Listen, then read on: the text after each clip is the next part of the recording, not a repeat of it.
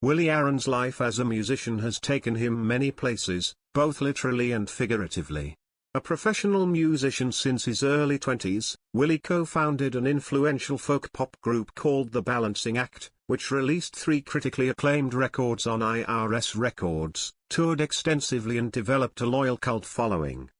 Willie subsequently became a coveted studio and touring musician, playing guitar and keyboards for people like Rickie Lee Jones, the Bangles Susanna Hoffs, Michael Penn, and scores of others. So, let's join Willie and Elliot as they discuss life in general and, of course, music.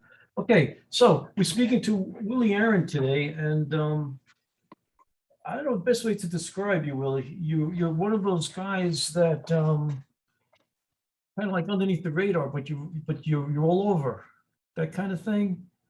Yeah. You started out with the Balancing Act on IRS Records. Correct. 3 albums, is that correct? Yeah, 3 albums. That's exactly right. Yeah. And they're all like cult favorites. You know, they're cult. Yeah. We had, you know, we were together from 1983 to 1989, and you know, we were loosely part of, you know, kind of like this. Well, we weren't really part of any scene really, but there was, you know, a sort of a conscious effort to, you know, we were really into songwriting, we were into harmonies, acoustic guitars. We were also into like jazz and dissonance and avant-garde stuff. So we kind of mixed a lot of stuff together. And we had, I would say, a very small but dedicated audience. Right. We did touring. You know, we were on IRS, like you had mentioned. We toured with groups like 10,000 Maniacs. We toured with They Might Be Giants. With we played a party for REM in LA at the Palomino Club, which is no longer there. We were. I always like to describe this as, you know, in the 80s, everybody was really big sounding, and we were very small sounding. We wanted to convey, you know, musical invention with intimacy. We wanted like both things. So that was not currency at that time. You know, everybody wanted like big anthemic, you know, like either hair metal or big anthemic rock. And we just, you know, we were not into that, or just wasn't what we were doing. So that was from 1983 to 1989. And then I became a session guitar player, multi-instrumentalist. I played with Michael Penn. I played with Victoria Williams, Peter Case, Dave Alvin, people like that, you know, great singer-songwriters. And then I had a band called Spanish Kitchen in the 90s, which became Mystery Pop. And we were produced by the late Doug Feiger from the Knack, who's a good, very, very good, treasured friend. He essentially acted as our manager too. He was an incredible person. Yeah. And then after that, I got encouraged by a couple friends, Gary Calamar, who's a music supervisor now, who was the Balancing Act's manager, and my dear friend Van Dyke Parks, who's both of them encouraged me to get into film and television scoring. So I became a film and TV composer for years, which I've been doing for over 20 years. Television shows, commercials, trailers, music library, film and television, a lot of different things. But I always kept one foot in performing, because it's sort of one of the things I love to do the most is to play live. And one of the things I like to do most is drop names. I'm a name drop. Tell me some of the guys you work live with. The list is incredible. Oh boy. Geez. Rickie Lee Jones. Rickie Lee Jones I played with, yeah. In the Wild Honey Orchestra, which is this collective that I'm part of in Los Angeles, there's a group of all-star musicians, and we do these annual charity concerts to raise funds and money for autism. My friend Paul Rock, who's a incredible music lover, he has a highly autistic son, and so to sort of pay back, you know, his passion for music, we've done these charity shows every year for a while now. Started in the early 90s. We did Pet Sounds live, start to finish. Then that was before Paul had kids. And when he had Jake, his son, we started doing these fundraising concerts. So we basically paid tribute to a musical act every year. So we did 3 years of Beatles albums. We did, and Rusty Anderson from Paul McCartney's band played with us. Pete Anderson from, not Pete Anderson, Pete Thomas from Elvis Costello's band played drums. We did a tribute to the Beach Boys with Al Jardine. We did a tribute to Buffalo Springfield with Richie Furay. We did a tribute to the band with Garth Hudson playing with us. And before COVID, the last musical event that we were all, live musical event that we were all part of before COVID hit was the Love and Spoonful, and with the surviving members of the Love and Spoonful with John Sebastian, Steve Boone, and Joe Butler. Right. So yeah, I mean, there's a ton of, I mean, I'm leaving out a boatload of people. I mean, you're leaving out the A list too. You're leaving out some of the biggest and some of the most iconic musicians. So we'll get back to that. We'll backtrack on that. So I'm assuming Van Dyke Parks played on the a Smile project you did? He did not. He did really? Not. Actually, he Van Dyke, I think, is kind of done with talking about or being associated with Smile. He did it a lot, and he did a ton of interviews for it. And he was present when they were performing it, in Los Angeles at Disney Hall. But I think he's just moved on to other stuff. I think he's kind of, he's getting up there, and I think he doesn't want to. That was a small part of his musical legacy. This guy's a genius. He's absolutely a genius. He's one of the most important people in my life. He's been, it would be an understatement to call him a mentor. But I don't know that he would even view it as such. I think it's just such a part of his giving nature. But he's been a huge part of my musical trajectory for sure. Great musician. Very, very, he's one of those musician type guys where absolutely not involved, you don't know the name really, but he's been involved in everybody's life from the beginning of rock, and people just don't know who he is. Yeah. I don't know if you know this, or if your audience may not know this, but Van Dyke's brother Carson wrote Something Stupid, the duet with Frank and Nancy Sinatra. Now, is Neil Parks related to him too? Neil Parks? I don't believe so. Leon Parks? Neon. No, it's Neon. Neon Park. I don't think it's Neon Parks. I think you're talking about Neon Park. Okay. I don't think they're related. Okay. Because Neon did the most of the iconic covers for the Little Feat. Sure did. Yeah, Sailing Shoes and all that. Yeah. He brilliant artist.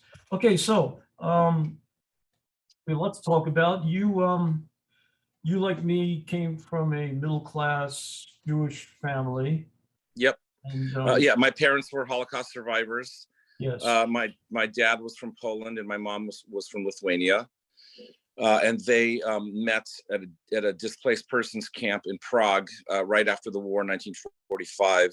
They got married in 1946. They lived in Germany, of all places, for a few years. And then they came to Los Angeles in 1949 with my mom's parents. My maternal grandmother's brother had come to America in the mid-30s. He left after he saw what was happening with Hitler. So he escaped Europe. He came to St. Louis and then got married and came to Los Angeles. And he and his wife sponsored my family, my mom and dad and my mom's parents. They all came here together. Yeah, those, it's not that far in the past that everybody's been touched by that whole, I was telling you one of our past talks that Lee Oscar's mother came from, she was a Holocaust survivor. Right. And he has an album coming out. I actually have permission now to play it. I will send you a copy. I'd love to hear it. Yeah. And so they'll be out in another month or so. And I told him about you, and it's amazing how many people that I speak to. Genya Ravan, you know Genya? Yes, yeah, I know who she is. I've never met her. Genya actually was in a camp. Wow, crazy. As a child, and crazy. Bill Graham escaped, Yeah, but Genya lost her brothers. They didn't survive, but then she came to New York with her parents from Poland, and it's really quite amazing how a lot of our a lot of the people our age, musicians and stuff, have that as part of their DNA. And it's Absolutely. I mean, I meet more and more all the time. yeah. One of my really good friends is a renowned bass player, Bob Glaub. And Bob's mom is a Holocaust survivor. Yeah, there's less and less survivors left, and for sure. And I'm really thankful that guys like you, like Lee, are keeping the word out there, because history is bound to repeat. Absolutely. And well, yeah, we see it now. So yeah, I'll get you a copy of that. I'll do it. I'm writing it down now. Right. So that's that. You're working. So do you keep I know you're, I don't know how to put this, but you tend to be a little more religious than me. Are you still? I mean, I wouldn't call myself religious. I do, I do. I mean, I have great reverence for the Jewish tradition, and I am a cantor as well. And the synagogue that I belong to was where I became friends with Leonard Cohen. Leonard Cohen and my dear friend Larry Klein, who was Joni Mitchell's ex-husband and an incredible bass player and producer, and Marvin, of course, my dear friend and partner in the Holy Brothers, and also Peter Himmelman. Peter Himmelman was not part of that synagogue, but Peter, I would say, another one of my dearest friends and a beloved, incredible friend, a person who I've played music with, toured with. He's an absolute brother to me. I mean, I would say Peter is, he's Orthodox. So Peter, I would say, is much more religious than I am. Right. Are you familiar with Mark Benno? I know who he is. Okay, Mark Benno, he worked with Leon Russell, worked with Rita. Yes. Doors. Mark Benno's grandfather was the biggest cantor in Texas. Had no idea. Neither did I, until I became friendly with Mark. Is that funny? You know what else I found out is, I don't know if you know my friend Denise Kaufman. Yeah. Denise was in a band called the Ace of Cups from San Francisco. And she was like one of the original pranksters, Merry Pranksters. She was on the bus with Ken Kesey and stuff. Her family was like Jewish royalty in San Francisco. And she was one of the original hippies. She was friends with the Airplane and the Dead. And when you think about, there's a lot of, I just started to research this. There was a huge Jewish movement or involvement in the San Francisco psychedelic scene in the mid to late 60s. Marty Ballin? Half Jewish. Let's see, Yorma's mom's Jewish. Country Joe. Probably the whole fish, I think. Barry Melton, Chick and Hirsch, Dave Cohen, Dave Freiberg. It's like you go down the list of all those bands, and it's ridiculous how much involvement was made by Jews. The strange part is that generation came from the Holocaust survivor generation. Yes, Elliot, that's right. That's what I'm saying.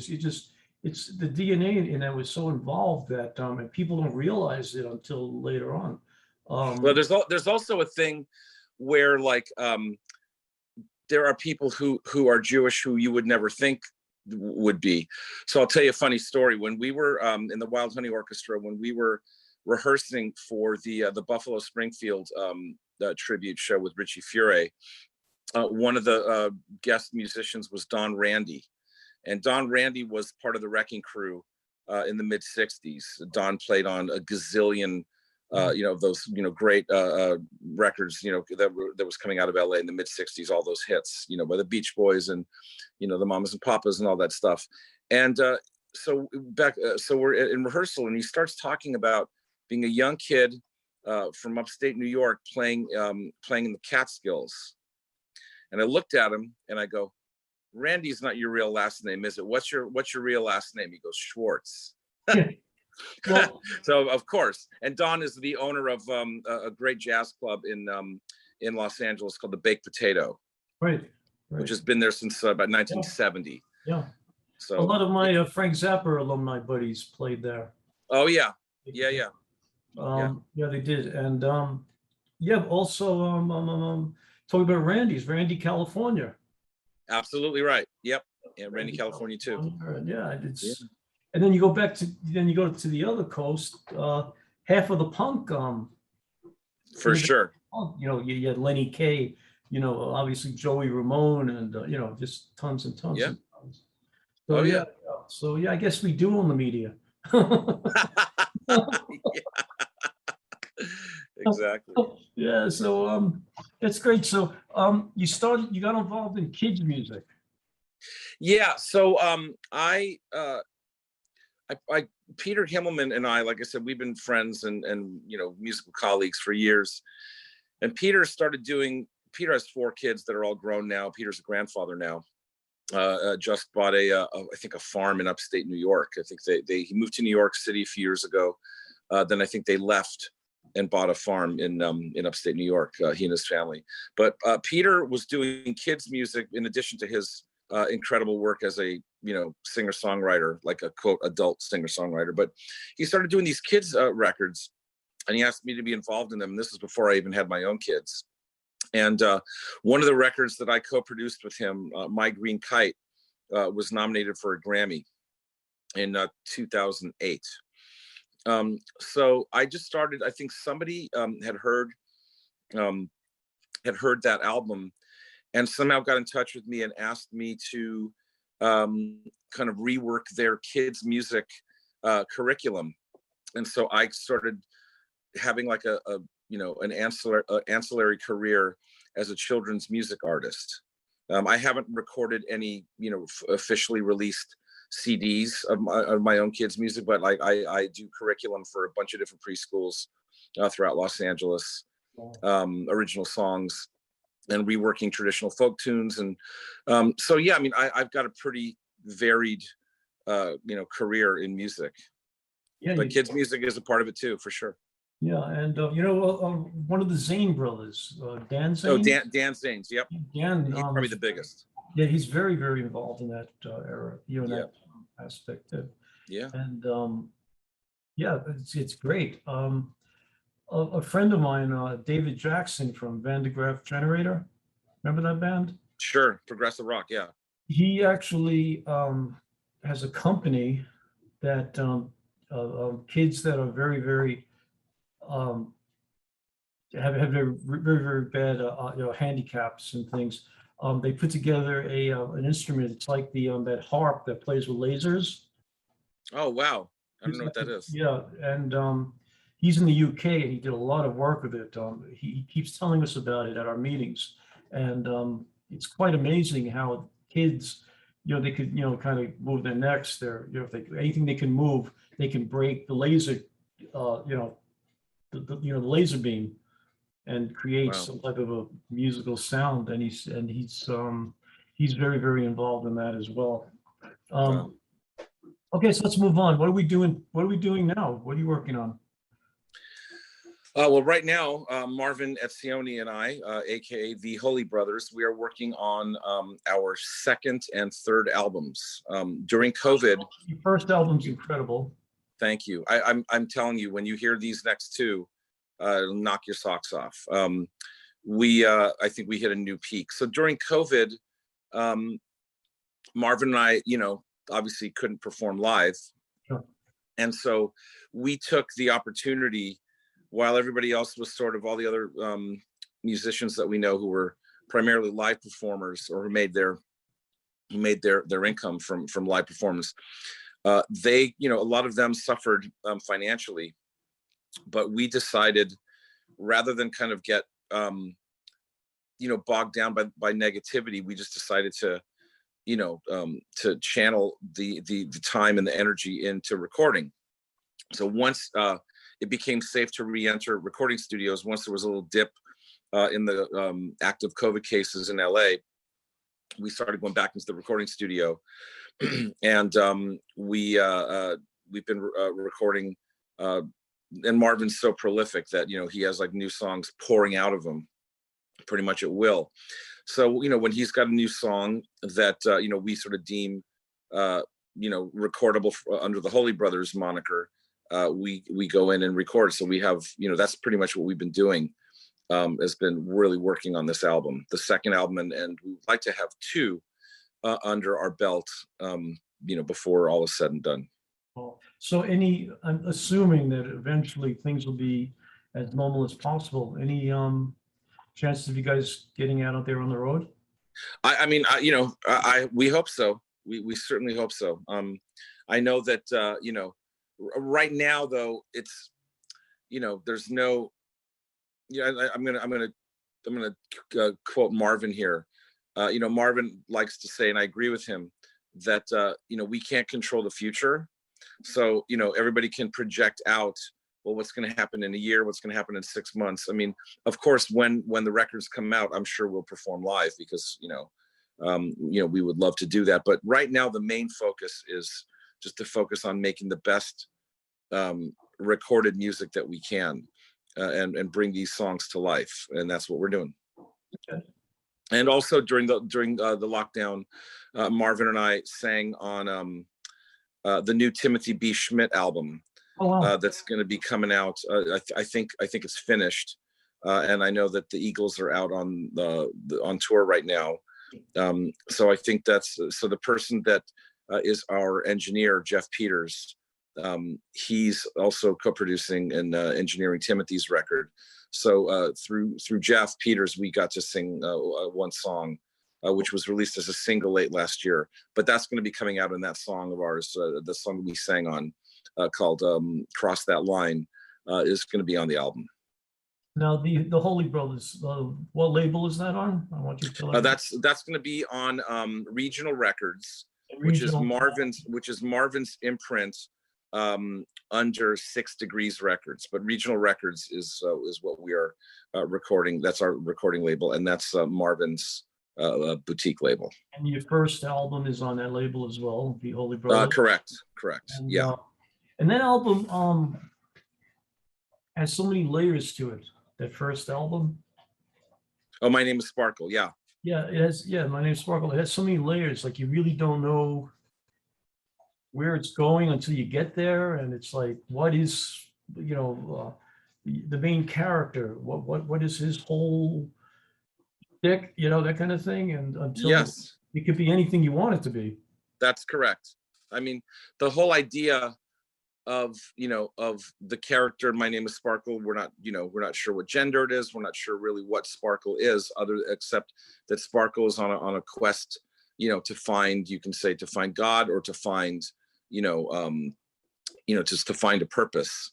And that the whole record really kind of deals with that quest and that search. I would say that the next two Holy Brothers records might, I think they're a little less spiritually inclined, and just more, although their elements are always going to be there, but we've just taken it to another level. It's the only thing I can do. I can't wait for you to hear it. Can't wait for you to hear these recordings. I'm looking forward to it. So now a lot of people think that I'm an idiot savant with musical knowledge. People think I'm smarter than I am. Because I do know a lot, but then I run into guys like you that make me feel like a rookie in this whole thing. You really have a vast musical knowledge, and you really do. You surpass. We're crazy. Everybody who I talk to is crazy when it comes to music. It tends to be, outside of family, the most important thing in our lives. Absolutely. Sometimes, even over family, it's just, that's how important it is to us. And you tend to, you're a real scholar when it comes to music. I mean, I've just immersed myself in, pretty much every aspect of music, obviously including the writing and production and recording and playing of music. But, I guess I tend to think of myself as like a junior musicologist too, because, obviously I have a pretty enormous record collection and instrument collection and stuff. It's just the thing that nourishes and sustains me. Well, I'm a junior. You're a senior. Well, thank you. Yeah. I mean, it's just, from the time I was playing piano and listening to music, it's just everything outside of my family. Like you said, it's everything that I've, chosen to immerse myself in.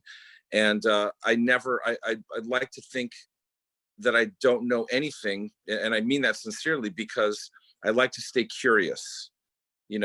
I don't typically like to be a person that says, well, I like what I like, and I'm not going to listen to or investigate anything else.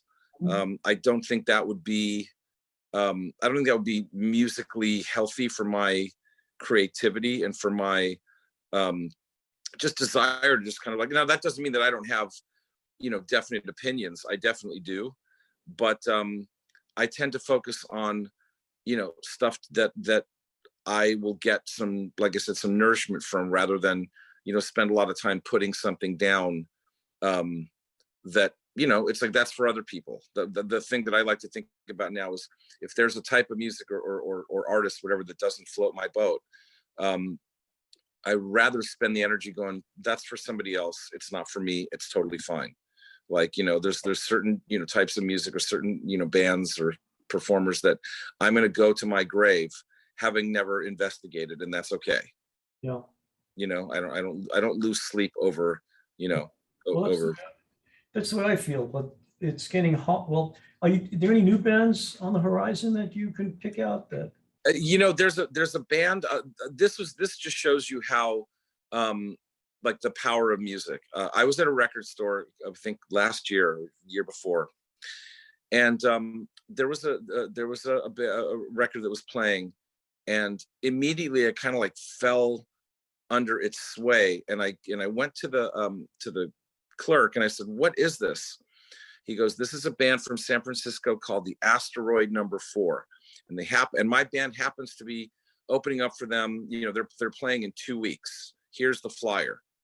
So I bought the record, and I like became a fan, and then I went to go see them like 2 weeks later, and they were awesome. They were great. They reminded me a lot of there's a band that I used to be friendly with in LA in the 80s called the Rain Parade. They were very much like the Byrds, like psychedelic Byrds, jangly guitar type music, which I tend to be, attracted to anyways.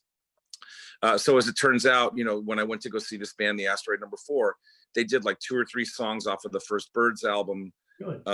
And I was like, okay, I love these guys. And then I went and talked to them, and it turns out that they know my friend Matt Pucci, who's a guitar player in the Rain Parade. So it was just like a great example of, like, you go in, you're curious, you hear something, you go, what is that? And then, like, I just became like, I bought the record and I saw them and I became a fan. And now, but it's harder and harder now, because if I tell you how many albums that I fell in love with because of Tower Records. Oh yeah. Tower Records at 11 o'clock at night, and they were playing it. There's less and less venues like that where you can go in and actually pick up an album. Well, I would say, I don't know if I agree with that, Elliot, because there seems to be, at least in Los Angeles, there seems to be an explosion of record stores. Really?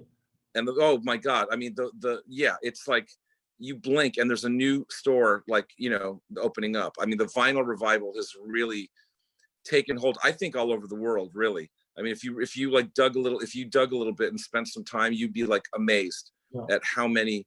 I'm not sure about New York, but I know in LA, in the West Coast, there are a boatload of record stores opening, and there's a lot of young, knowledgeable people, people who are like in their 20s, who champion bands that were completely ignored in the 60s and 70s. Really? Yeah. So I'm actually kind of optimistic for music, not current pop music. That's that's neither here nor there. But I mean, radio music. Although I must say that Billie Eilish, my kids love her, and I think she's great. I think she's the only one of the modern kind of like pop performers that, to me, like has like, and her brother Phineas, who's an incredible talent. They're the only ones to me that I really kind of like. St. Vincent is interesting. What's that? St. Vincent. I love St. Vincent. I think she's Annie Clark. I think she's great. Yeah, she's great. The women I think I think women are doing a lot of great things in music. Yeah. There's a guitar player out of England named Gwennifer Raymond, Okay. who kind of like, do you know John Fahey? Yeah, You're sure. familiar with, Yeah. she's kind of like, she does stuff that's sort of like him, like sort of like open tuning guitar, finger style, like, open tunings and stuff. I think she's great. Yeah, a lot of the women performers I find I'm attracted to. I think St. Vincent is another real original, very nice wide vision. But and Yola I think is great. There's a few. I'm going to throw a name at you. I'm talking to one of the, in my opinion, one of the greatest guitar players that never got the recognition. I have an interview with Chris Spedding coming up. I love Chris Spedding. Are you kidding? It's my second or third talk with Chris. He's a giant. I mean, I have incredible. a lot of records that he's on. Yeah, he's just incredible. From Brian Ferry, last time I saw Chris play, he was working with Roxy Music. Actually, it was a Roxy Music tour. Him and Manzanera were the two guitarists. Wow. Yeah. Yeah. What a player. Incredible. And, I spoke to Elliot Murphy a couple of weeks ago, and these are the guys that kind of slipped under the radar, so to speak. It's funny. It's funny how music has a way of, like, I don't know. I don't want to call it self-correcting, but there are people who sold gazillions of records who nobody cares about now. And there are people that sold nothing. Right. Like, I remember, did you see the Big Star documentary, Nothing Can Hurt Me? So there's a scene in that movie where they're in a record store, and like, I think the number one record at that store was Savoy Brown. Okay. You cannot name now one person, young person, that is influenced by Savoy Brown. But if you mention Big Star to a 25 or 26-year-old, right, exactly. There's a whole, the Replacements. I saw the Replacements. I think their first tour in 1983. We actually the Balancing Act opened for them at the Fillmore in San Francisco, and it was hands down the worst reception and worst time we'd ever gotten as an opening act. We were in the middle of recording our second album in 1987, and our manager Gary Calamar says, "Hey, I just got off the phone with whatever booking agency. We have an opportunity to open up for the Replacements at the Fillmore, but it's like in a couple of days. You guys want to do it?" And our bass player Steve Wagner at that time was a huge Replacements fan, so we were also chomping at the bit. Drove up to from LA to San Francisco. We got there. They told us what time to get there. 3:00 in the afternoon. We get there at 3:00, and we were promised a sound check. And instead, the Replacements were on stage. I would say half of them were completely shit-faced drunk, and it was the 20th anniversary that summer of Sgt. Pepper, the release of Sgt. Pepper. So I think they were playing it over the Fillmore sound system. The Replacements were sort of like miming along to it, or playing along to it. And then they said, "Okay, that's it. No sound check for anybody." They gave us a line check right before we went on. Oh. And we usually did pretty well in San Francisco, but on this particular night, which was the Fillmore, was packed. We had fans in the front, or the fans from Bouncing Act fans in the front. We had fans in the back, and the entire middle was like boo and loud, hated us. I was dodging Coke bottles. I dodged peanuts. They were throwing all sorts of shit at us, and it was it was absolutely the worst reception we'd ever gotten, I think. Wow. But you remember it. Never forget it. Yeah. You remember it. Well, never forget it. Yeah. But all those bands, those cult bands, they're still viable. It really is. I think there's something about cult bands that make people want to cherish them as like theirs. Right. The Flaming Groovies, the Big Star, Velvet. There's a Velvet Underground documentary coming out, in October. Bands that were completely under the radar back then have sort of through critics and through reissues and stuff have gotten sort of a new lease on life. So Remember the Winkies? nope, never heard of the Winkies. Winkies backed Brian Eno up on that tour he did when he left Roxy.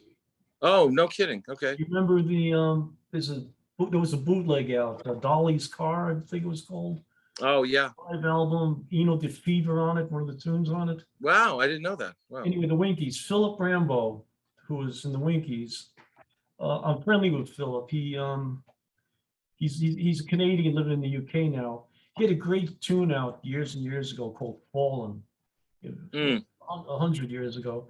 But yeah, he's still, it's amazing. He just put together an album he did with Mick Ronson in his band, you know, and wow, that. And it's just quite amazing how these guys, even though you know, they never left the music scene, they found other ways to keep it going. And it's really quite interesting. Like Philip was in that Holy Holy band with Tony Visconti. Oh, right. Yes. Right. And, that I know. Turned out that they never enough room for him on stage. So they told him, no, don't show up anymore. You know, that kind of thing. But, you know, he was involved, you know, because Ronson's sister and daughter are in that band as well. Wow. I didn't know that. That's great. I love Mick Ronson. Yeah, I did too. I saw him with Ian Hunter, you know, when I was a kid in the late 70s. Hunter Ronson. Right.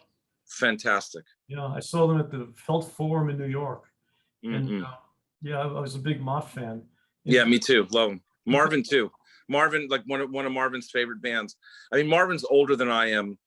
And, you know, Marvin saw in LA, he was not really drawn to like the singer-songwriter, like, you know, James Taylor, Joni Mitchell, although he did see Joni at the Troubadour doing Blue when Blue came out.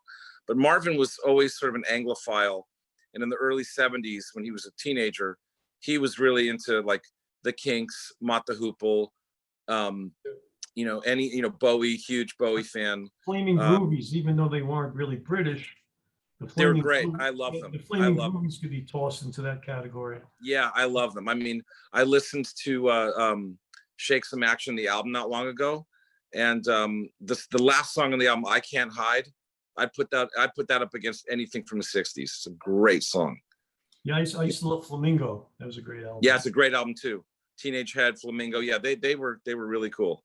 Yeah, that's another band that keeps popping up in some form or another. Absolutely. Anybody left originally, but they're still all over the place. I mean, yeah. I have I speak to Morgan every now and then from Mott, Morgan Fisher. Well, that's funny. Morgan Fisher, I think, he was friends with my partner in the Balancing Act with Jeff Davis. I think Morgan was going to play keyboards with Jeff back in the day. They were kind of friendly. And so yeah, I spoke to Morgan. I spoke to John Fiddler, who was in the offshoot British Lions.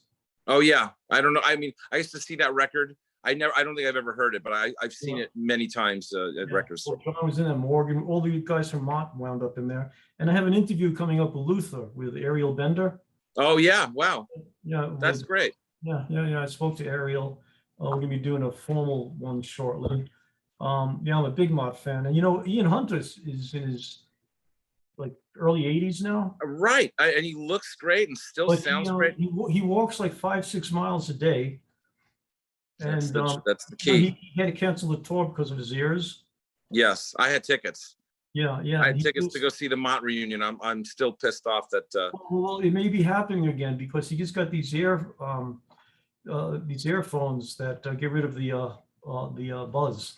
Oh, that's great. That's great. So Morgan, I'll tell you something. You know, I saw. You mentioned Zappa earlier. Last month, I saw King Crimson and the Zappa band. Yeah. And I'll tell you, like a lot of the people it was a good mix of young people and old farts like us. Yeah. You know, incredible show. And I'm not generally one towards progressive rock. I mean, King Crimson are pretty much the only band of that era that I truly love. Like the rest of them you can have. It's fine. It's for other people. Like I say, it's not for me. But I do love King Crimson and the Zappa band, and it was a great show. That was the Zappa band. They're all buddies of mine. was Mike. Let's see, Mike Keneally, Mike Keneally, Scott Tunis. Scott was there. What's his name? Ray White. Yep, Ray White was the White singer. was there. Yep. The drummer was, I don't know the drummer. He's the guy who runs the Zappa Family Trust. Yes. Oh, Joe. Yeah, Joe. Yeah. That guy. Yeah. Joe, yeah, that guy. And yeah, I know. I'm very, very friendly with Ray. And Yeah. I speak to all of them every now and then. You know Ed Mann? Say again? Ed Mann? Ed Mann, no. Ed was the marimba player, the mallet player. Oh, was he the yeah, well, he went by a different name though, right, in the Zappa band? No. He was Ed Mann in the band, but yeah, he didn't want to do this tour. He just didn't feel right doing it. Oh, I see. And yeah, so anyway, yeah, they're you know, I thought it was a good pairing, but Crimson is so much elevated than the Zappa band. Well, I mean, it's just like the Zappa band, they did, a lot of the earlier tunes, but they also, it's just that era, the late 70s, 80s, it's just a lot of notes. Like I said to my friend, I go, there's a lot of notes up there on the stage. The Crimson stuff, like Red, and they did In the Court of the Crimson King and 21st Century Schizoid Man, and there's just so many memorable, great songs. They had 3 drummers, Tony Levin on bass, Jocko, I think, is the guitar player. Yeah. And Jeremy Stacy, one of 3 drummers. It was just an incredible. Fripp, of course, incredible. Mellotron, like it was just like everything you could have wanted. Choreography is incredible. Yeah, it's like, I mean, I said to somebody, it's like, when you think of like prog rock, like Rick Wakeman or Keith Emerson and stuff, it's very showy for me. It's a lot of like sort of empty virtuosity. It's not really my thing. But Crimson are like Stravinsky. There's real, like, it's not virtuosic. It's very composed. I consider them punk prog. They're more of a punky type band, right? There's just Crimson. Yeah. There's an anger, there's an aggression or something that's like, or a force that I find appealing. And I think Adrian Belew had a lot to do with that, to reintroduce it to them. Adrian, that's funny you mentioned him. He was, I knew Adrian because when the Balancing Act were signed to IRS, before we got absorbed by the big label, IRS had a subsidiary label called PMRC, the Primitive Man Recording Company. And the first 2 signings on that to that label were the Balancing Act and Adrian's band, The Bears. Oh, really? Cool. Yeah. So Adrian, like me being a big Beatle nut, Adrian had this band of friends, like a side band, and they were called The Bears. I have those albums. And so we toured with them. We did a whole West Coast tour with The Bears, starting in San Francisco in San Diego, and winding up in Vancouver, and Victoria, British Columbia. And in fact, the last show we played in Victoria, British Columbia, and we sang the Kinks song Victoria in Victoria with the Bears, with Adrian. And Adrian, he would always like watch us from the side, and he had to express some interest in producing us. He's a wonderful guy. Really I love Adrian. But I think he gave Crimson their life back. I think he introduced. Well, yeah, he did. I saw them during Discipline. Right. I guess that would have been 1981. Mm-hmm. And I loved it. I mean, the hardcore old Crimson fans were like, why are they trying to be like the Talking Heads? I thought they were great. Then I saw Belew. I saw Belew in the double. What they call the double? There was the Crimson, the double trio, I think it was, or the double trio quartet. Yeah, I saw that at the Beacon, like I guess in the 90s, early 90s. 95, I think. Yeah. And incredible, just incredible. Yeah, great stuff. Yeah, it is. So we wanted to talk about some other things we discussed yesterday.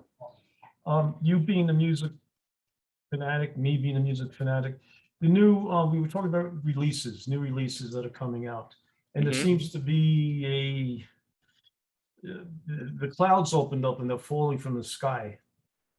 The Yeah, new one every day, right? yeah, for sure. Um, we kind of zeroed in on the All Things Must Pass release that came out about a month ago. And Hmm. outside of the packaging, which was phenomenal, um, Yeah, I kind of felt that the records were, it was kind of like an embarrassment at first. I didn't yeah, know. I agree with you. I mean, I know this, sorry to the Beatle people out there, but I absolutely, I got through 4 songs, and I mean, Danny Harrison, God bless him, I thought it was an abomination. And the reason I say that is for a few reasons. Um, I'm not anti, I know people, I know we're, people like to remix things, and people like to, I'm not necessarily a purist, but, um, and this is also maybe an unpopular opinion. I think there's been kind of a calculated effort to minimize Phil Spector's involvement. And I know, look, we all know Phil Spector was an morally egregious human being. We know, we all know that he was, probably mentally ill. We know, how violent he could be. Obviously, he murdered someone and spent time in prison for it and died in prison for it. So let's put aside the moral judgment of And he Phil did. Spector. He had addiction problems. He had all kinds of different Right. problems. So let's just for a second put aside the moral judgment of Phil Spector, the man, Right. and let's take a look at Phil Spector, the record producer. I feel like with the remix of All Things Must Pass, and I feel with the upcoming remix of Let It Be, and the Plastic Ono Band box set too, I feel like there's a concerted effort to go, all this wall of sound, we don't want it, and plus, the guy that did it is a schmuck, a murderer. Let's get rid of it. I understand it on one level, but I think it is a rewriting of history that, and what I object to the most is for people that are listening via streaming, that's going to be the new remix is now going to be the version that people remember, unless they actually do the research and go back and buy the original album. And the original mix is not available on the new box set. So I'd feel a little bit better about it if the original mix was on the album. I just thought it was an egregious thing. And the other thing that I objected to was, again, I know people who know Danny Harrison and think he's a wonderful guy, and I am sure that he is. And I think he did a great job with the concert for George. I think he did his dad proud, putting that, being part of one of the architects of that concert. Bless him for that. But when your stated intent is, I want to make a record, I wanted to remix this record so that it would sound, contemporary, or it would sound relevant to contemporary ears for people listening on a Spotify playlist. I don't think that's the intent that I want anything to do with. No. I like, or at the very least, if you are going to do that, make the original one available too. Now, if So people can, I don't know if you remember, but George remixed it. he did, and I have that too, and I don't love it either. I mean, that's another thing, Elliot. There are producers for a reason, and I think that the artist is not necessarily the arbiter of their own, of the best arbiter of their own taste. No, because they're not objective. And I know that George told Danny, I never liked the way this record sound. It's too big. There's too much reverb. There's too much echo, and so Danny, probably with the best of intentions, went, okay, I'll fulfill my dad's wishes, and I'll remix it, and I'll remove all of that. So but you're what I a think, nicer guy than me. The way I looked at it was, I'm Danny Harrison, and I really don't have a career of my own. Let me see if I can get a little muscle off of this All Things Must Pass re-release. Well, I mean, look, Elliot, to be fair, I think Danny I think he's a respected film and TV composer. I think Danny might be completely valid as an artist in his own right, but I think this undertaking was, and I know it's getting like, you know, some people love it. And I was just reading an Uncut and in Mojo, they both gave it like 10 out of 10 stars or whatever. For me, and I said this to a few people, I think on Facebook, it's like someone took a can of Vibe Be Gone and sprayed it all over the new mix. I just think like if you take out and all of the atmosphere and you push George's vocals up so far front, and the, you know, the instruments sound like they've been like, you know, recorded, you know, a block away. I don't, that's to me not the essence of what makes that record great. What makes that record great, besides the obvious brilliance of the songs and the arrangements and the playing, is the whole atmosphere of it is so vibey and so it's just like it's very immersive. And I find like this version, it's very dry and it's very kind of like, it's wooden sounding. Very it sounds sterile. like, yeah, very sterile, and it's a typical thing that people do. I mean, I think what Robbie Robertson did with the band reissues is also completely unlistenable to me either, as well, rather. When he remixed, you know, music from Big Pink, the Brown album, the band, and Stage Fright, which he resequenced as well. I mean, I think that's sort of like a revisionist history that I think, you know, is unfortunate. It's not what made those records stand the test of time. And that's what I'm afraid of with the Let It Be documentary coming out. I'm with you 100%. Paul McCartney is the last standing, you know, outside of Ringo, but Paul has the muscle. Yeah. And I think Paul's going to wind up, I think Let It Be is going to wind up being a Paul McCartney documentary. I hope not, man, but you might be right. I mean, again, look, and again, I'll watch it, of course. You know, there's no bigger Beatle nut than me. Of course, I'll watch Peter Jackson's movie. I mean, and I'm hoping it's going to be great. But I want Let It Be to be available too. I don't want the original Michael Lindsay Hogg movie to be like erased out of history, you know, just because, you know, Paul doesn't like the way he's portrayed in it. Yep. You know what I mean? Yep. Like, so. Yeah, we'll see. I mean, but back to All Things Must Pass. It's just like I don't think I'm gonna buy it. I from what I've heard of it so far, is not my jam. You know, well, I have a copy and I listened to it, and I kept saying to myself, I want to like this. Right. I want to like this. I mean, I got the album, I don't know, 13, 14. Yeah. And I spent weeks and weeks, and the jam, the Apple Jam. Right. Love that album. You know, that was the third disc in the 3-disc, you know. Yeah. You know, I've got the original. Yeah, and then I saw I told you I saw George at Bangladesh, which was incredible. Long after that. And I really felt it was always my favorite Beatles solo album, All Things. Yeah.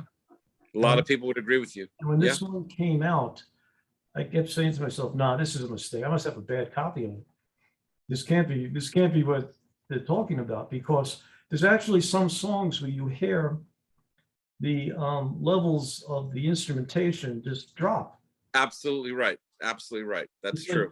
It's like it's not even mixed right. All of a sudden you hear go, whoop, and wait, what happened there? Was that a mistake? Did this slip? Is there a problem with my system?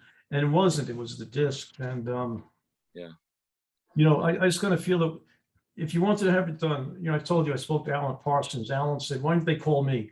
I would have loved to have worked on that album." You know, there were guys like Steve Wilson who did a brilliant job. Well, guys like Steven Wilson are trusted for a reason. Yep. You know, they're craftsmen at what they do. They have it's not just their lineage. It's not just like, you know, they're the son of. Right. You know, they are music fans. Like Steven Wilson, I know, is a music fan first. Yes. And I think that he, you know, I mean, I love what he did with the XTC records. I think he did a great job with those. Look what he did phenomenal. Look what he did with Crimson. Phenomenal. He made Aqualung sound listenable again. There wasn't a good copy of Aqualung. It's so funny that you mentioned that, because I mean, my late wife, God rest her soul, my late wife's least favorite band of all time was Jethro Tull. Okay. Of all time. As soon as she heard the flute and him singing, she was like, and just how much she's like, Jethro Tull, I hate that guy. Yeah, She didn't even realize, like, so I, so I didn't really listen to them, right. and then I bought recently a couple of used copies. I bought Stand Up and I bought Aqualung. Stand Up, I think, is great from start to finish. Man, Aqualung, I can't. It's hard for me to listen to. A couple of great songs, obviously, but like it's not. That's, again, I love Stand Up, but that's like the only thing I like by them, really. Abrams, right? What's that? Nick Abrams. Yeah.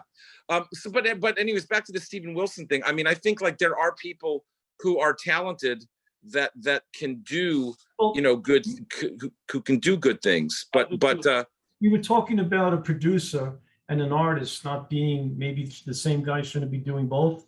Yep. Well, when I spoke to Parsons, he said Parsons worked on the Raven, the Steve Wilson album, the Raven who couldn't sing or whatever it was.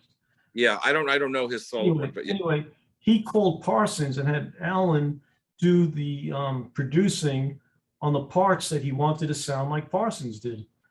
He actually called Alan and said, "Can you make me sound like you did here?" That's great. Engineer it for me. I can't do it. You're the guy. That's great. That's someone who knows how to get out of his own way, yeah. And someone who trusts, the intent that's merited, I think. Right. So if a guy like Steve Wilson trusts you to do his album, yeah, why wouldn't call up a guy like this? Some guy he's a hired gun. This is what he does. Right? And he happens to be the best at what he does. Yeah, but even guys like George Martin's son, he did a great job on the Beatles. When he did the Beatles.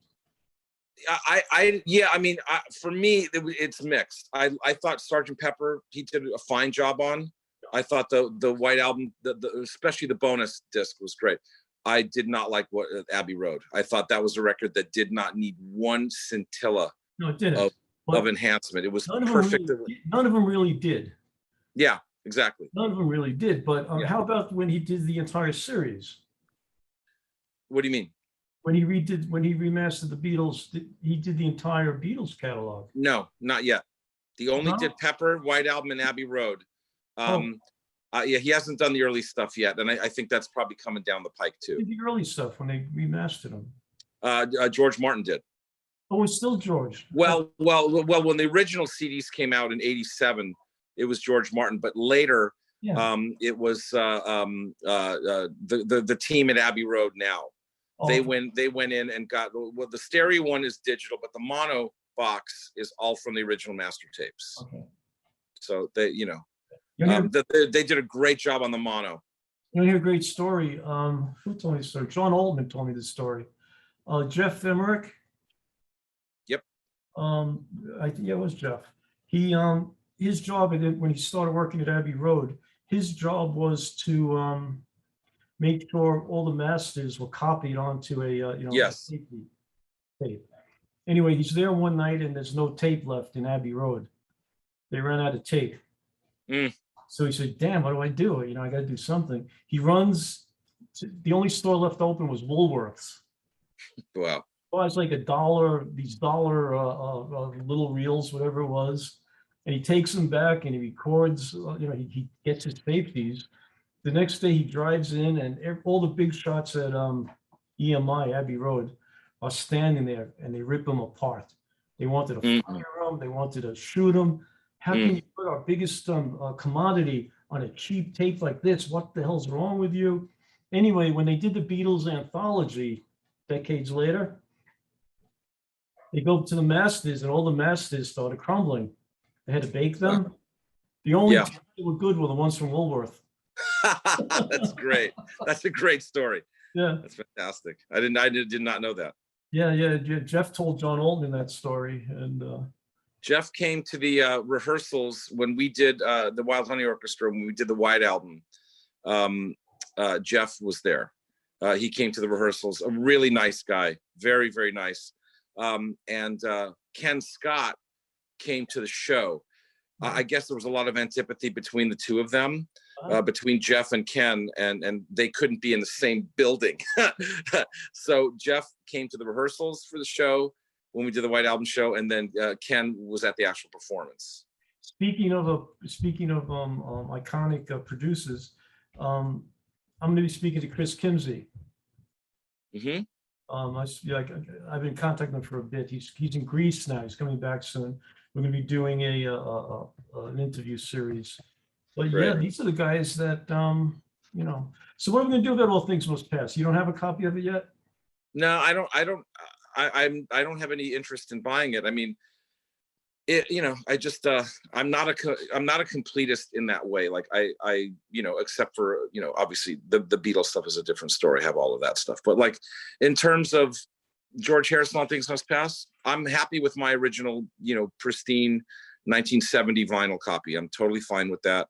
I'll tell you what is a good box set though, a new one, is the Beach Boys Feel Flows box set, which is fantastic. That's the opposite. It's like the opposite of All Things Must Pass. It's it documents the Sunflower and Surf's Up albums, the stuff that they were doing, when Brian Wilson was sort of like not in a great state. But that's a great set. Both albums are among my favorites.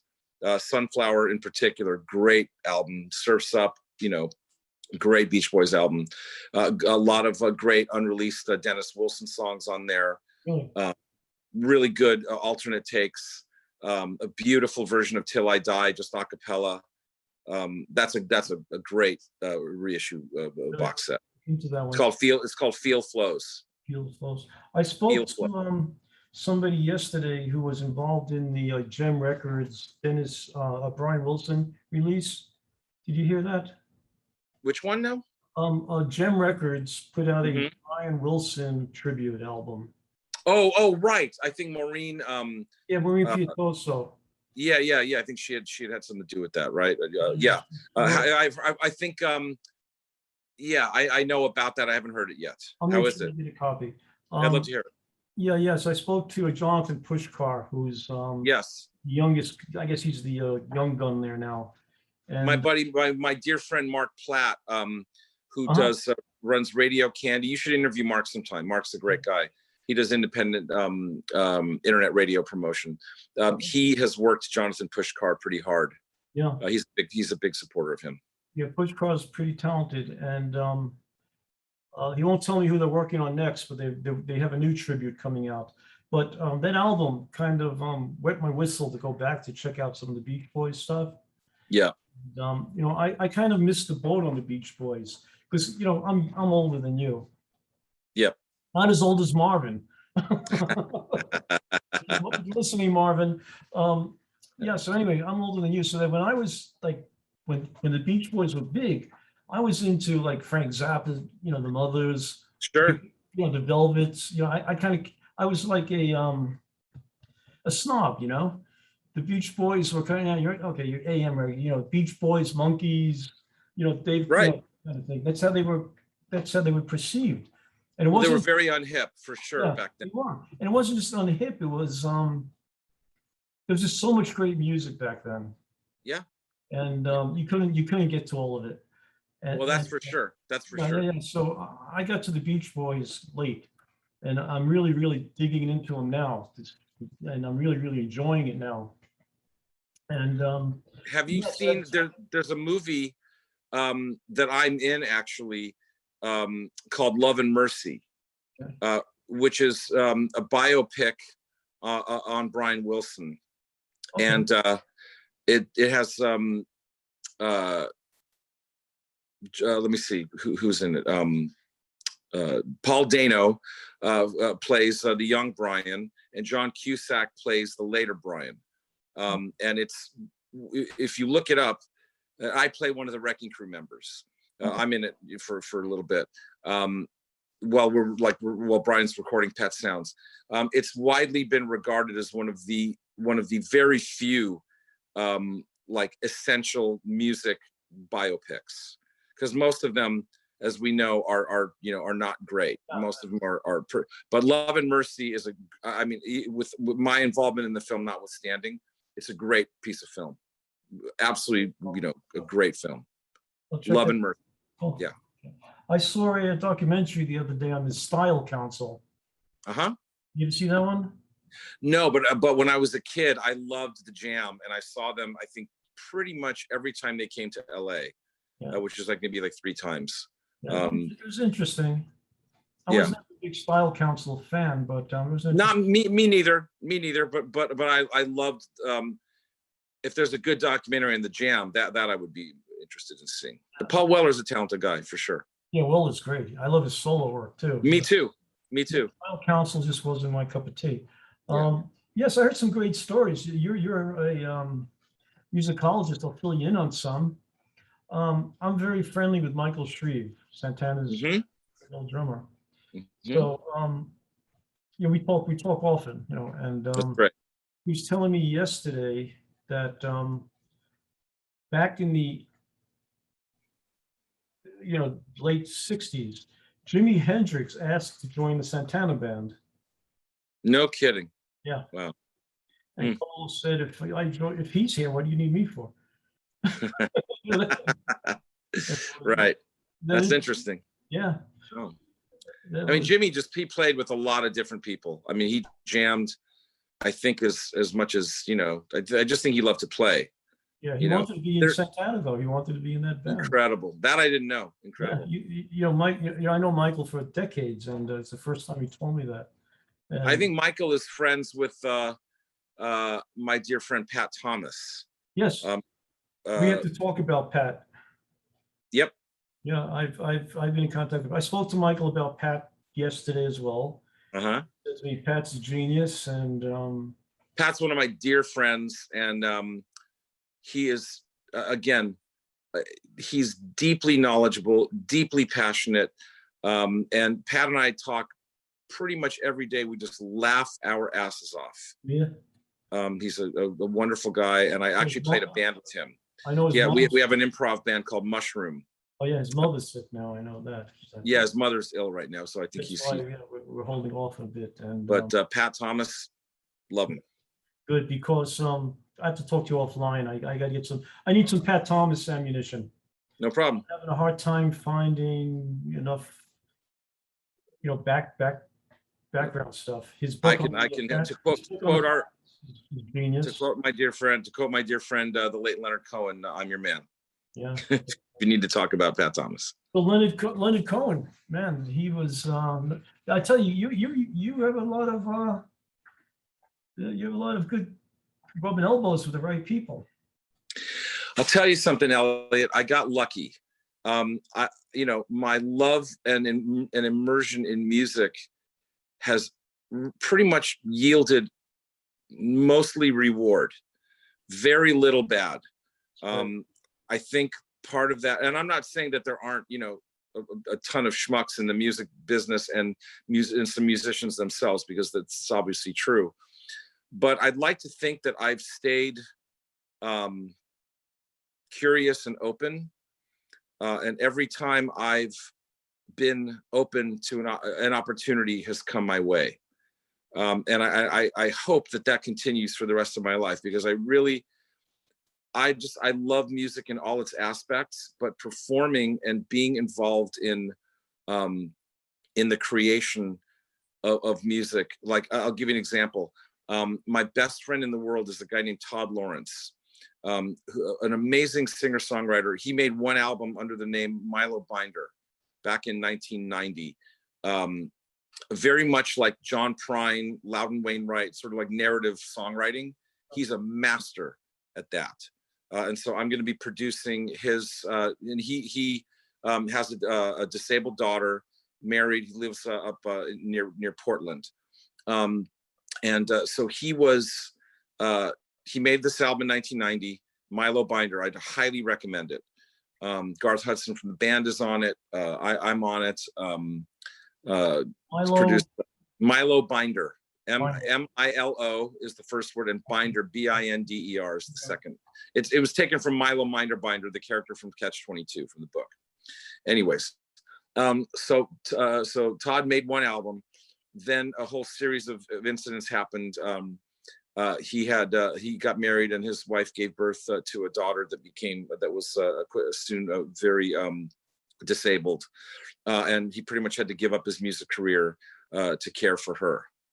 So now that she's older, and she has, good care, Todd's gotten back into music. So Todd and I wrote an album together called, and a book and a concept thing called Paisley and the Firefly, which is like our version of like Yellow Submarine meets The Point. Did you ever see The Point, Harry Nilsson? Kind of like a story, like a psychedelic story fable like that with music. We did that, and then we performed it live, and then we're doing another one right now called The Magic Fuzzbox.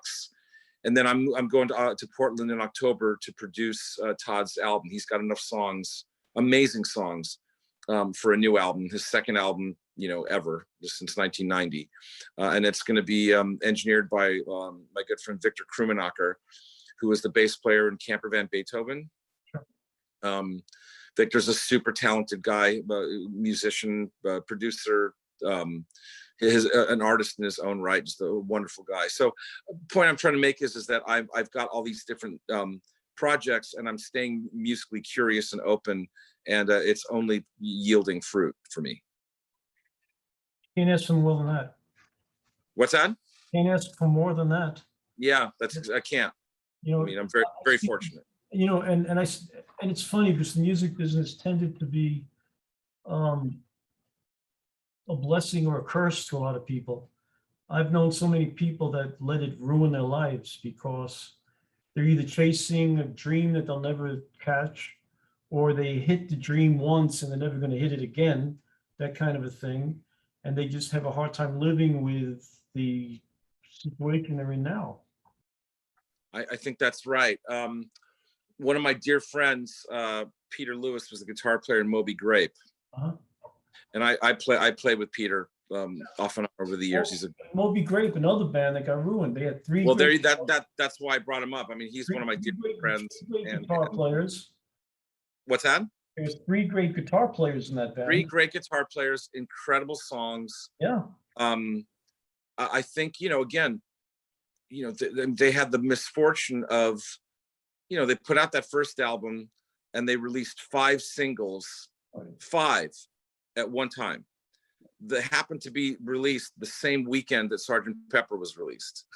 So that's mistake number one. And mistake number two, I mean, who in their right mind would think that releasing 5 singles at once was a good idea?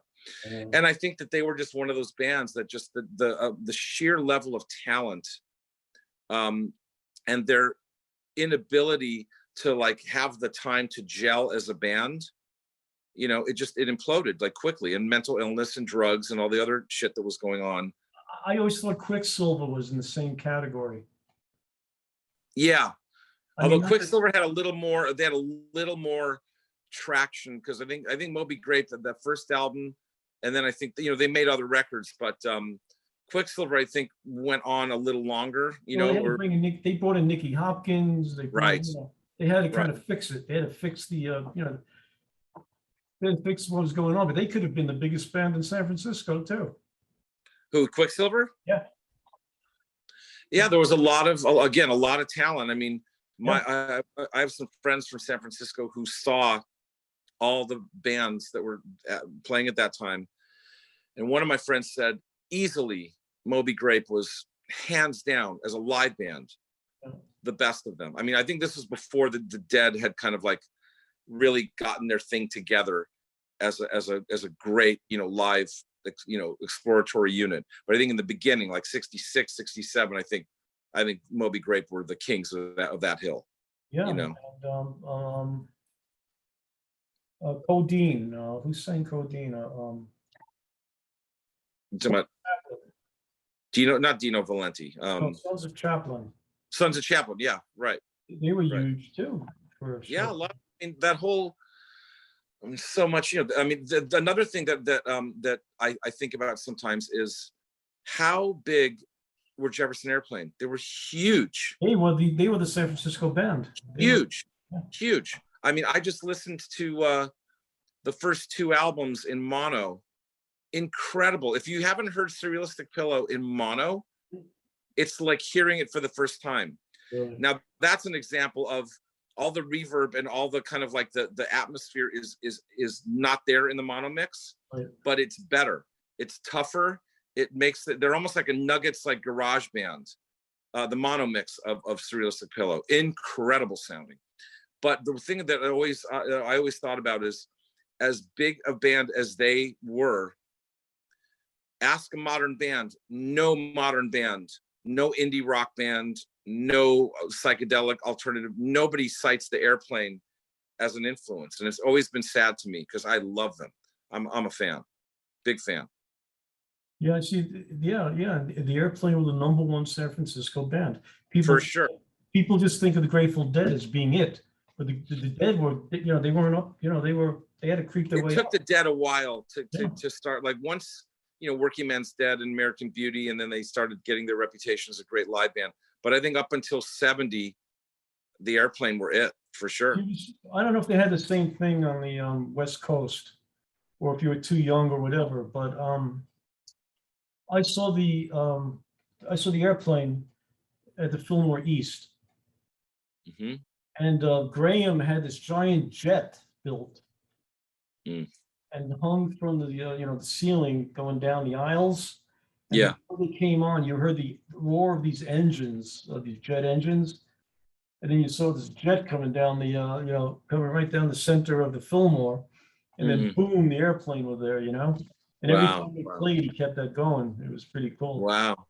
No, I was too young. I was born in 1963. I mean, I got into all this older music in the mid to late 70s when nobody was interested.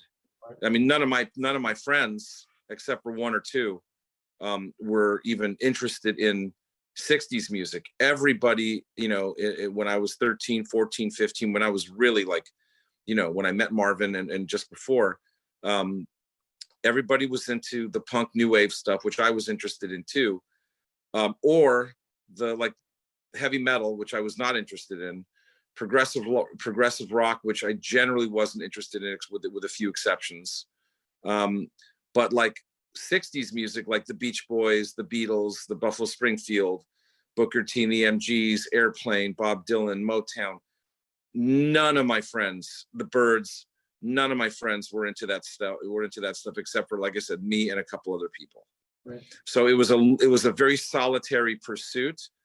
My dear friend, best friend at the time, Dave Sawyer, so I'm still one of my best friends. He was a total Anglophile. In the mid 70s, he was into bands like Straubs, Procol Harum, Steel Eye Span, Fairport Convention. I guarantee you there was no 15-year-old kid at my high school who was into that music except for him. Great bands. But we all discovered this stuff. Like that's when I met Marvin at Aron's Records across the street from my high school, Fairfax High. Well, let me ask you a question. You know a lot about music. How did you learn about it? I'll tell you how I did. Me and my friends would go to the magazine shop. I'd buy a Rolling Stone. One guy would buy, a Crawdaddy. One guy would buy Spin, and we sit there and just pass it around, Then the next guy. I mean, very, very similar. Yeah, organic. Like, I mean, the stuff that was being played on FM radio in the mid 70s when I was becoming a music fan, like, I mean, when Led Zeppelin, came out, or not came out, it was after mid 70s when I first started hearing them. I liked some of it I didn't like. I was a Yardbirds fan. Me too. So I was, I came to Led Zeppelin from the Yardbirds, you know what I mean? Yeah. But we'd hear music. My brother was not really into music. He had some records. We had like the second Bee Gees album. We had like the second Joe Cocker album, Inagata DeVita. We had like a few albums that my brother was into, but he was mostly into sports. I got into music completely on my own. Buying records, you could get them back then for like at Aron's. You could buy. They had a 29-cent rack. They had a 99-cent rack. You could buy albums for very cheap back then. And when you're a high school kid, and you don't have any money. Like that's what we would do. We'd go to school, go across. What's that? Cutout bins. Yeah, the cutout, right, exactly. And so we kind of amassed our collections and our love of music from either like seeing an interesting cover, reading, you know, in like music books, you know, like the Rolling Stone record guide came out back then. That was a big one for us because like we, you know, start going through, oh, like what's Procol Harum? What's Astral Weeks by Van Morrison? What's A Love Supreme by John Coltrane? What's Green River by Creedence Clearwater? Like we would like read about these records, and you could get them back then for like next to nothing. You know, what's In a Silent Way by Miles Davis? Like, what is that? You know, and then like you take the records home, and it's just like, that's where I wanted to live musically. The modern stuff, or at that time, the modern stuff, like the progressive rock stuff, yeah, some of it was okay, but most of it I had no interest in. The older stuff. Here's another great story for you. We're talking about Prague. Lenny White, you know Lenny. Drummer, yep. Lenny told me the story. A Romantic Warrior just came out, you know, Return to Forever. Yeah. And he's in England, and he loved Yes. Lenny White did. Yeah, I was never a big Yes fan, but anyway. Me neither. I only like one album by them, the Yes album. Anyway, Lenny's sitting in the around with all the guys from Yes and their wives, and they're listening to Return to Forever. And Steve Howe's wife says, "This is a brilliant album. How long did it take you guys to do it?" And Lenny said, "It took 8 days, whatever it was." Right. And she says, 8 days. It takes these guys 9 months to get the snare drum to sound right. Right. Anyway, later on, I spoke to the engineer, Dennis McKay, who was the engineer, you know, in the studios there. And I was telling him the story. He says, "You know what? I remember that." Wow. So I remember them taking months to get the snare. He said, "I knew how to get it right. But we were getting paid by the hour." Yeah, it's different, right? It was like, that's a great story. Yeah. So, man, but it was great. It takes them 9 months to get a snare to sound right, and it was that's like, true. I mean, that's why. I mean, I think I tend to gravitate towards music, you know, prior to the 70s. I mean, I love a lot of 70s music too, but the 50s and the 60s for me, in terms of popular music, that's kind of my sweet spot. You know, they hadn't figured it out yet. You know what I mean? There's a spontaneity to that music that I listened to the second Little Richard album a couple of days ago, and it just explodes. Yeah. It just explodes. There's nothing flabby about it. There's no 10-minute operas. It hits you in the kishkas, and you're like, you're done. Like, Good Golly, Miss Molly. I listened to the first 2 Fats Domino records over the weekend. There you go. I mean, what's better than that? You know, like I like, you can say things progressed, maybe, but did they get any more primal? Did they get any more exciting? You know, I listened to Lightning Hopkins a few days ago. I'm sorry, you know, Emerson, Lake and Palmer. There's no answer to fucking Lightning Hopkins or Howlin' Wolf. You know, to me. Yeah, Wolf is the man. The man, my favorite blues artist of all time, bar none. Wolf. Bar none. I don't know. Yep. Muddy Waters gets the credit, but Wolf. I love Muddy. I do too. But Wolf's the man. The man, for sure. He really is. The Slim Harpo. Love Slim. Yeah, love him. These are the guys. Jimmy Reed. I mean, Hooker, John Lee Hooker. That's. I don't know. Like, is Dark Side of the Moon better? You know, it's different, but it's not better to me.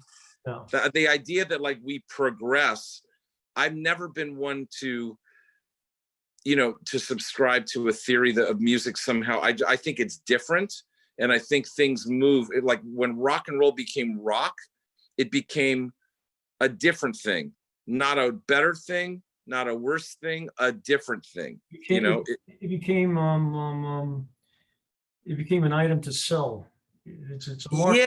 Yeah. And again, I'm not bagging on the whole enterprise. I just think for me, you know, I like when things are like in their infancy.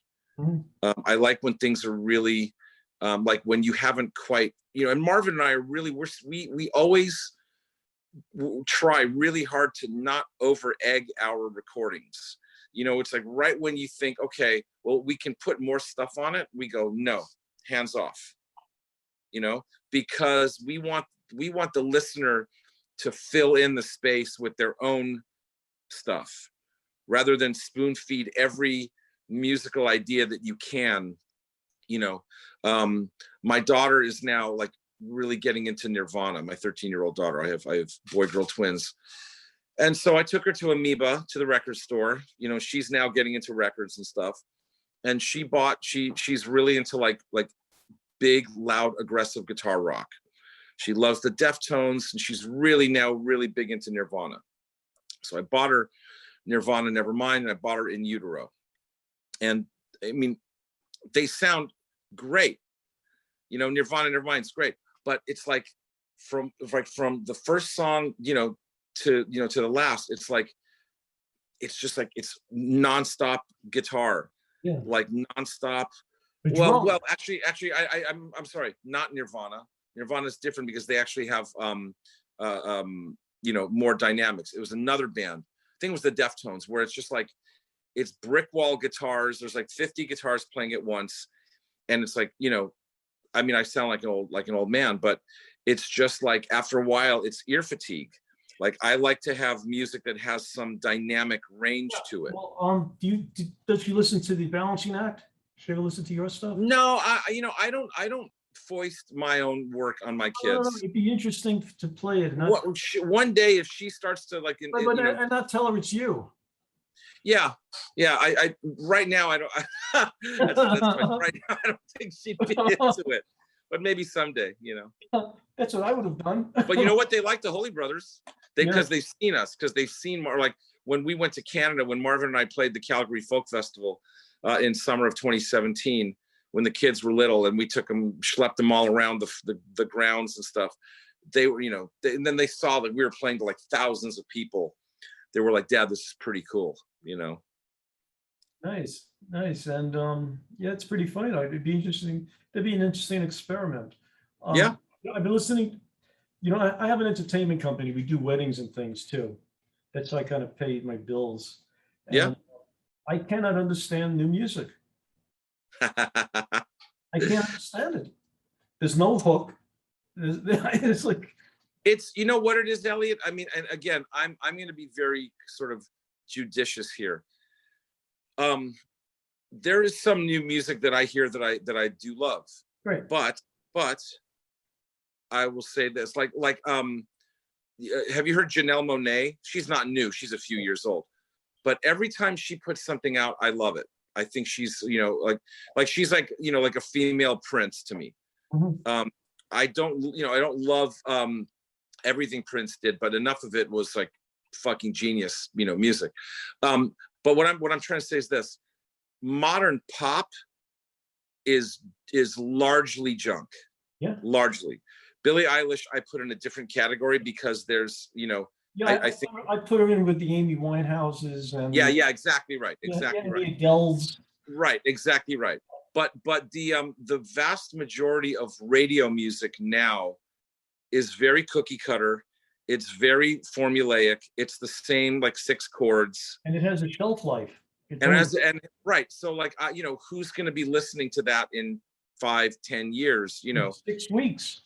In 6 weeks, exactly. Like my kids, the stuff that they listened to when they were 7, 8 years old, zero interest. It's like they don't care about it. But you know what my daughter's into? I'll tell you what my kids are into. First of all, my son hates guitar rock, except for the Beatles. He and Izzy have opposite musical taste. My son is into he's into the R&B type stuff. But my daughter, she loves Frank Sinatra. Well, she loves Etta James. She loves Doris Day, Patti Page, Duke Ellington. And this is not stuff that I foisted upon them. Like she goes, Dad, do we have any albums by Doris Day? I'm like, Doris Day, what?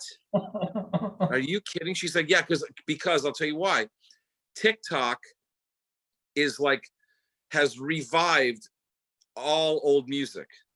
Yeah. So if I'm playing something, she'll go, oh, I know that from TikTok. Wow. You're talking about Etta James. Robin Martin, the keyboard player in the Zappa band. Yep. He was Eddie's music director. Wow. Yeah, she was great. I saw her. Oh man, there was a great jazz show years ago in the 80s in LA in Watts. They used to have this thing called the Watts Music Festival. What's And they had a music tribute, a birthday celebration of Eric Dolphy, the great jazz saxophonist and flautist, composer, played with Charles Mingus and stuff. Dolphy was from LA. Mingus was from LA. Ornette Coleman was from Texas, but came to LA and became kind of like, he found his sound here in LA. His drummer, Billy Higgins from LA, Don Cherry from LA. So they basically paid Horace Tapscott, incredible jazz composer. Butch Morris, all these great LA jazz artists. Etta James played at this thing. She grew up here too. And just like the level of talent, Etta James, I mean, back then, oh my God, killed it. This was like 35 years ago. Incredible. Well, right up to the end, she was incredible. Incredible. I caught her at BB King's a few times. Yeah, I bet she was great. Yeah, incredible. Wow, just amazing. And you're just a treasure trove of info. You really, you see what I'm saying? All the LA stuff you're just talking about. That is just, I haven't gotten to that. There's just a stuff that I delved into, and it's a whole other conversation. I have to talk to you when we're all through here. In fact, I'm going to say goodbye now, but I don't want you to go away, and we're going to be picking this up at another date. But stay with me. No problem. Thank you so much, Elliot. No, don't go anywhere. Okay, so. Okay, can you hear me? Yep. Okay, good. We're not recording now. Okay. I just got a text from Shreve while we were talking.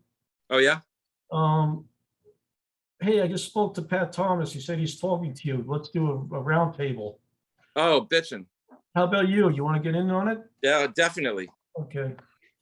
It's funny, he's wrote me just like 2 minutes ago. And that's number one. Number two, this is the important thing. Try to make it onto Monday's meeting because I'd love to.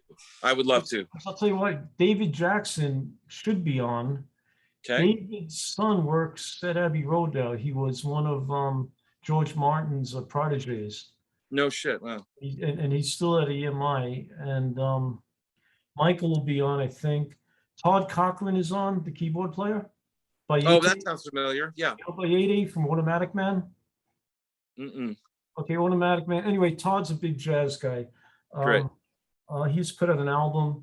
John Altman is on. I want you to talk to John. John has done 4,000 commercials in the UK.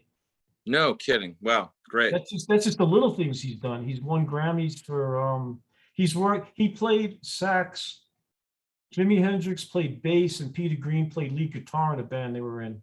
Wow. Yeah. Altman was Amy Winehouse's arranger.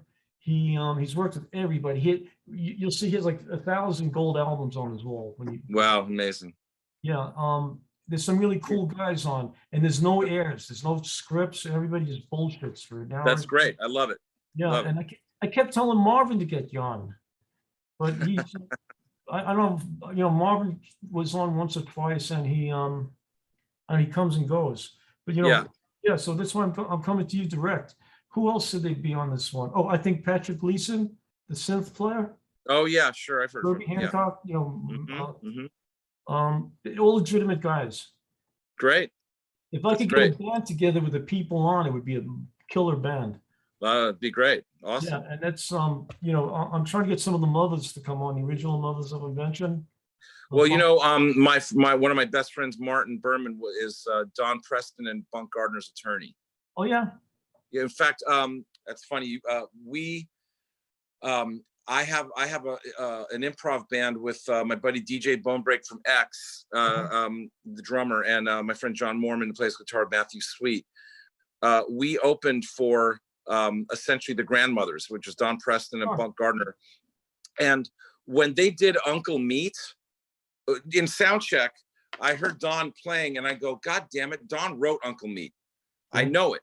I mean, he's not credited, but I know hearing Don, hearing how great of a player he is, and I've seen him play in a bunch of other situations. I'm sure he wrote a bunch of stuff that Zappa took credit for. Yeah, he did. Well, that was no way that he didn't. No, I know Don, and I know Bunk, and I know Ian Underwood very well. I love that. See, to me, that's the Zappa band that I love. Yeah, me too. I don't care about the later guys so much. It's a little bit too sterile for me. Yeah, exactly. The early Mothers up to the original, Mothers band, and then Hot Rats, Weasels, Burt Weenie, all that stuff. Once it's the mid 70s, it's not for me. No, I thought, I used to work with Flo and Eddie, Mark and Howard. Oh yeah. And they wound up with Zappa before I knew them. Before I hooked up with them. I thought it was good. It was a comedy shtick for a while, but no, once the original Mothers broke up, that was it. That was it. Yeah, I'm going to try to get Bunk on with us and Don. Oh yeah. And Ian, they come and go. They pop in and out. They don't know how to use Zoom. I keep telling him, I said, Bunk, you can make that fucking saxophone park your car.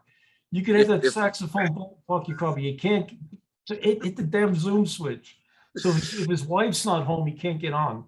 Oh my God, these guys. And I know Don is like, God, must be in his late 80s, but they both look great. 89, the two of them. Unbelievable. And they play tennis. They fight over tennis.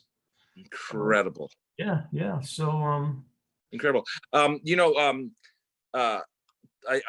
years ago I did a show with the Balancing Act, played with a couple of the guys in Captain Beefheart's band.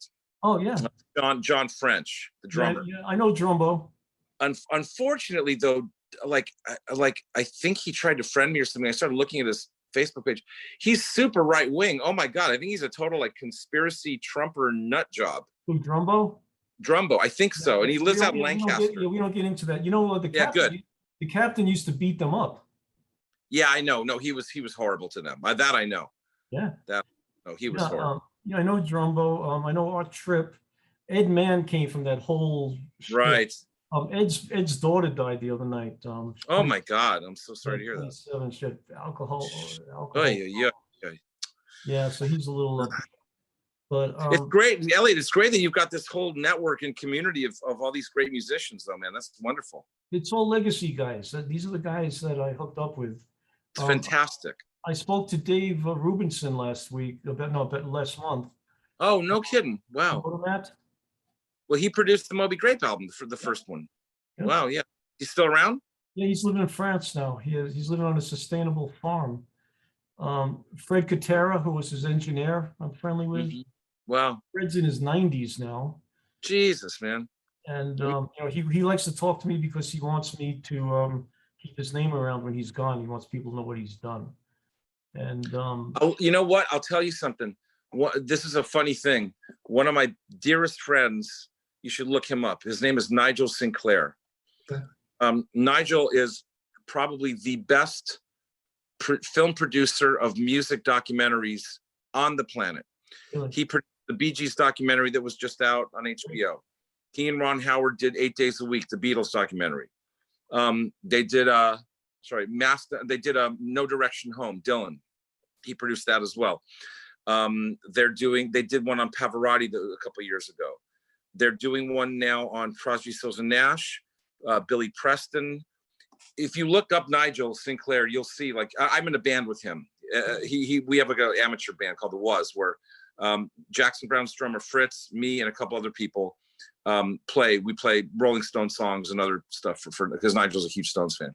But Nigel, when he worked on the 8 Days a Week a Beatles film, he's a proper English, gentleman, Scottish, but he goes, Will, you wouldn't believe it, but these people are actually afraid that they're going to be forgotten. Yeah. I mean, all the guys in the Beatles, they are as huge as they are, and there's nobody bigger, right? They have a fear that their artistic legacy is going to be forgotten, and I'll tell you why they think that too. Have you noticed? Ask a young person about Elvis Presley. Nobody gives a shit about Elvis Presley anymore. Nobody. You can get his albums for nothing. Memorabilia, no Elvis impersonators. Nobody cares. Nobody hires them. No. It's almost like Buddy Holly is bigger. Sinatra has a bigger legacy. And I think Colonel Tom Parker ruined Elvis's artistic legacy by making him do those shitty Hollywood movies and making him do all that cheesy shit. I think people look at Elvis now, they don't see an artist. No, and I'm very friendly with Artie Kornfeld. Yeah, you told me, right. Very friendly. I talk to Artie, 5 times a week. And Artie said to me, what was it, last month? Woodstock. It's all Woodstock, blah, blah, blah, blah, blah. Woodstock is the anniversary. I said, Artie, I don't want to hurt your feelings. Nobody gives a fuck. I said, although I don't know. That's a different story. I think. They had that stupid Woodstock anniversary with Michael Lang. And but I don't think that was well organized. It wasn't, but it ruined the name. It just ruined. Oh, I see. Yeah. I talked to everybody. David Cohen's supposed to be from Country Joe. He's supposed to be doing a interview with me, but he wasn't even at Woodstock. He didn't play at Woodstock. Right. And, Woodstock's an interesting legacy. Like, we were in my girlfriend's cousins lived in Massachusetts, in Western Mass, near the New York border. So she'd never been to Woodstock, so I took her a couple months ago. And it's a cute little town. Then it has a great recording studio, and there's a nice little music community there and stuff. But I don't know. I think your legacy, the way you protect your legacy, has everything to do with how you're going to be seen. I think the Beatles are really smart in that they've, even though whatever we may think about the Harrison box notwithstanding, they'll always be, I think, for the end of time. They'll be like Mozart or Beethoven. Yeah. I think they'll be always, I think the Stones overplayed their hand. I think so too. They definitely did. The Who, luckily, their stuff's been licensed so many times that the young kids now, they know won't get fooled again because of CSI or whatever, or a commercial. The Stones, I'm not sure about. But Dylan for sure Dylan and the Beatles, I think, when all is said and done, I think they will be the two biggest legacy artists of our time. But they have people who are, Jeff Rosen, Dylan's manager, does a great job with that bootleg series. He makes sure Bob is in the spotlight all the fucking time. So yeah.